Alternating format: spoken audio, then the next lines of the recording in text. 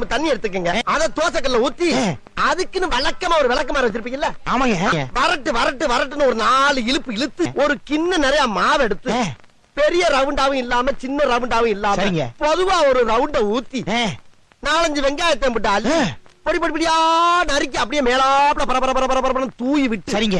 ஒரு நீளமான கேரட் எடுத்து அதையும் பொடி பொடியா நறுக்கி சரிங்க அப்படியே மேலாப்ல பரபர தூவி விட்டு 16 கரண்டி நெய் எடுத்து சரிங்க அதுல 6 கரண்டி நெய்ய உள் சைடு அப்படியே லேசா விளாவி விட்டு சரிங்க 10 கரண்டி நெய்ய தோசைக்கு வெளி சைடு அப்படியே மேலாப்ல விளாவி விட்டு சரிங்க இட்லி பொடி இருக்கு பாத்தீங்களா அத அப்படியே அள்ளி மலை சாரல் மாதிரி அதை மேலாப்ல பரபர அப்படியே பேய விட்டு சரிங்க பொத்துனாப்ல அப்படி ஒரு பரட்டு இப்படி ஒரு பரட்டு அப்படி பரட்டி விட்டு அப்படியே ரெட்டி கலர்ல முருக விட்டு அழகா மடிச்சு கம கமன்னு ஒரு ஊத்தப்பத்தை எடுத்துட்டு வாங்க. சரிங்க.